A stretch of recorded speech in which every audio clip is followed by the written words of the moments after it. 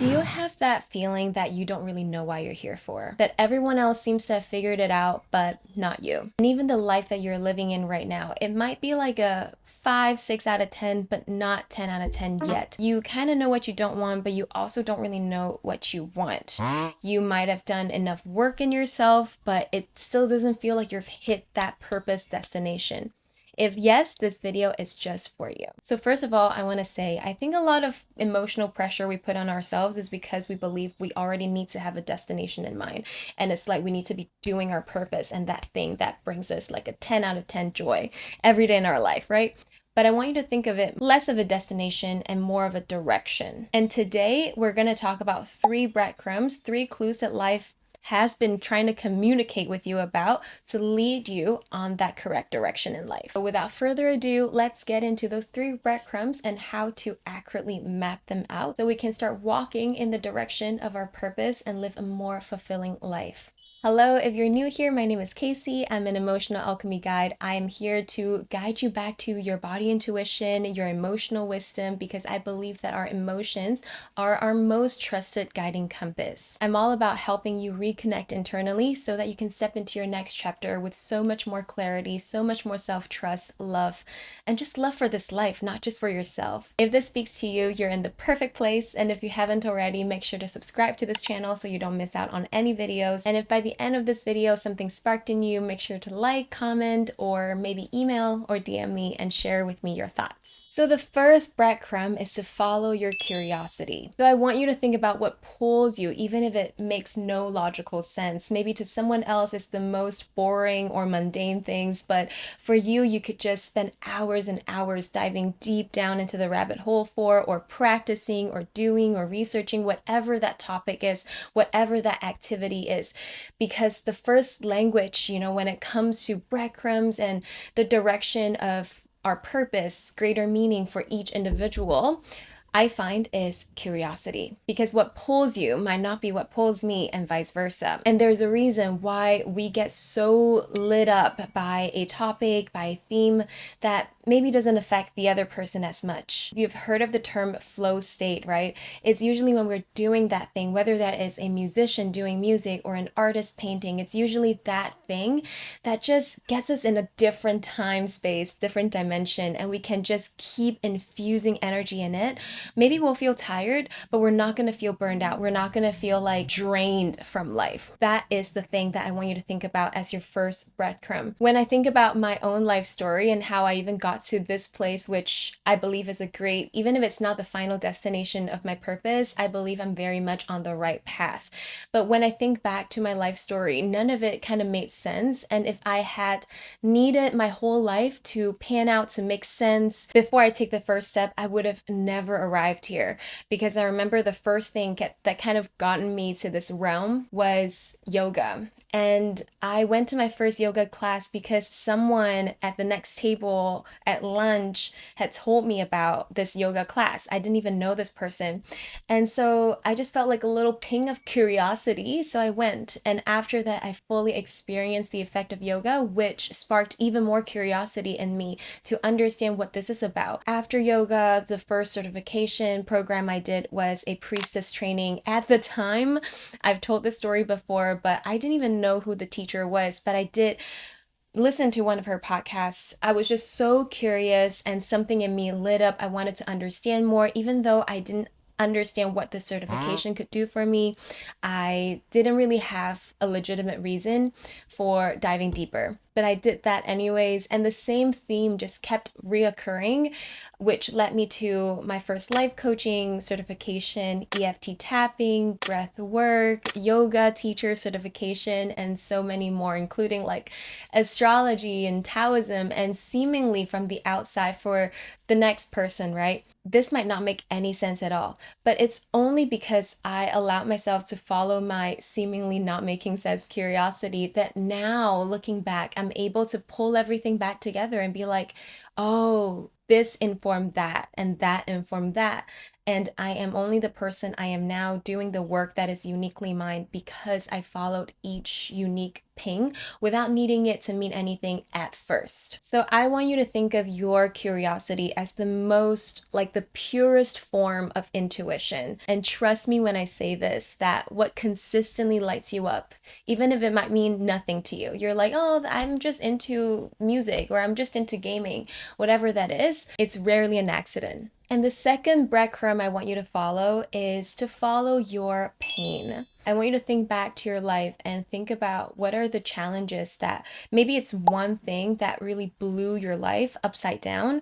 Maybe it's something that's consistently challenging you. For example, patterns of people pleasing that kept sabotaging you in relationship, whatever that is. What is something that you had to learn the hard way that you had to figure out over and over and over again? Because what I learned from my teacher, Sahara Rose, in my life coach certification, which I really agree, is that oftentimes the things that we go through, we have to go through it because then we're able to have the full body experience to guide other people through it. You might be surprised, but we think that our story is so unique. And of course, every story is unique, but when we connect with enough people, we'll always find a common theme. And so trust your pain and trust your life story, whatever challenges it is, big or small, however much you're tempted to think, only I have experienced this, only I. Trust me when I say that there are hundreds and thousands of people on the daily experiencing similar struggles that need your input, that would love to have your wisdom. For myself, it is because I went through a health scare that got me into yoga. It is because I have struggled with connecting with my own emotions and constantly absorbing people's emotions, and through my healing journey found out that I have so many patterns that I wasn't aware of, let it be people pleasing or perfectionism or fear of not being loved, fear of not being accepted, all these unique pain points that are unique to me. Again, some are chronic, consistent things, consistent patterns that I still deal with on a day-to-day basis, and some are like that health scare moment that kind of just blew my life upside down. And nowadays, so many of my clients actually go through similar situations, similar patterns, and because I've been there, I'm able to kind of guide them through it. Maybe your story is a little different. Maybe it's also related to health. Maybe you had a health scare, one of your family members had a health scare, or a chronic disease that you have been dealing with your whole life, or something else. Follow your pain, because I believe maybe that's why God, universe, the divine has placed these strategically in your life, because you're meant to understand these issues deeply enough to guide other people through them. And the third breadcrumb I want you to follow is to follow your longing. So this is a little different from the first point, which was our curiosity.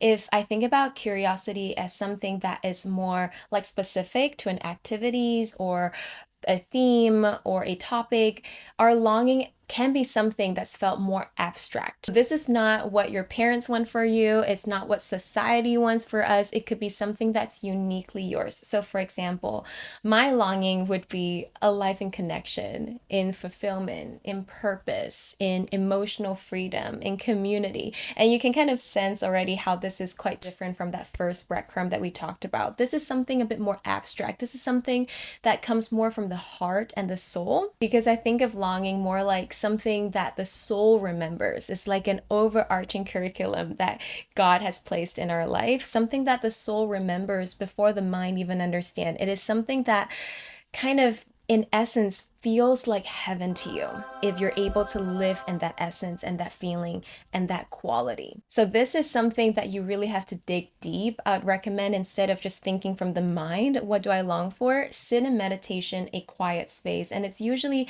during those subtle moments, those really quiet moments, ask yourself, what is your heart desiring? Almost like aching for, longing for. And that's your third breadcrumb. So there we have it. Curiosity, pain, longing. If you follow these three breadcrumbs, I can assure you, even if you're not arriving at the destination of your purpose, you will have a much clearer picture of what the direction is. And like I mentioned during the video, this is not meant to give you the whole picture. I don't think any moment of life ever is. Life has an ingenious way of kind of just surprising us. This is not to show you the full road ahead, but rather just the next step, so that you have a bit more clarity on just what are we here for? This is a very subtle feeling that I felt in my life when I follow these breadcrumbs, always coming back to what am I naturally curious in? What is my heart longing for?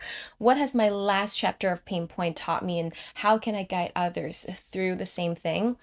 I find that when I follow these clues long enough, something shifts. It no longer feel like I'm trying to search for my purpose and what I'm gonna do, because my purpose is already infused in my everyday life as a flavor. So rather than knowing what I'm meant to do, I just keep following these breadcrumbs, and it kind of feels like a remembering, because then every day there is like a little clue that drop in. Maybe today I'm curious about something else. Maybe today I'm curious about how would it be if I land a retreat? How would it be if I was interviewed on a podcast? So in this way, every breadcrumb leads you to the next one. Clarity would keep growing as long as you decide that you will keep walking with life. So thank you for tuning in to this week's short and sweet video. If this video landed for you, maybe you also feel like you're in that beautiful liminal in-between space, outgrowing an old chapter of your life, but maybe still kind of searching and longing for the next one. You might have an idea of the person you're becoming because you've done so much inner work and healing work on yourself, but the next page might still be a little unclear. If this is resonating, I've created the most beautiful container